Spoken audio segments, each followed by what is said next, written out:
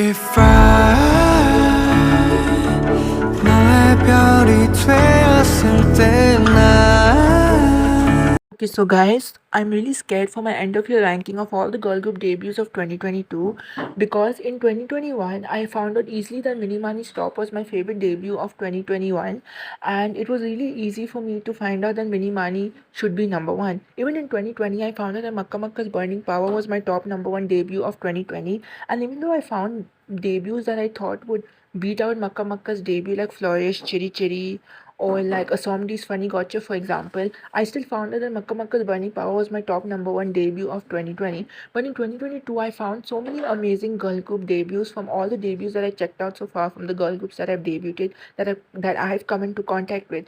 I still don't know what my favorite debut is. Like, I know what songs I'm going to be putting in the top 10, and what songs that deserve to be in the top 10 from my perspective, because I really listened to those songs a lot when they debuted and when I discovered them, and I liked them a lot.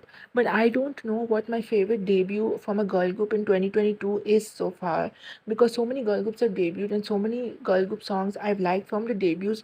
I'm really confused as to which one to put on my number one, and the year is almost over and there's like 2 months left for the year to be over. Like for boy groups in 2022, I've already found out what is going to be my top number one boy group debut.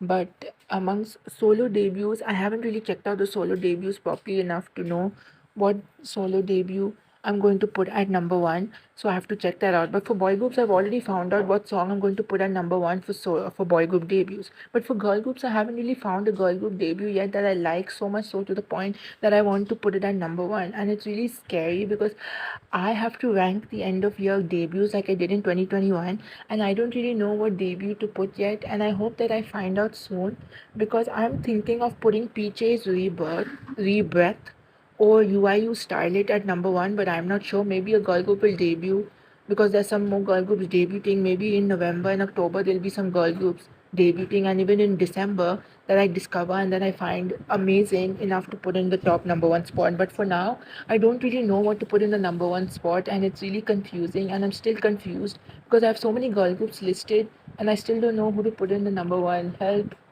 This is so hard being a girl group stan and being someone who checks out every debut of the year from girl groups and boy groups and solo artists.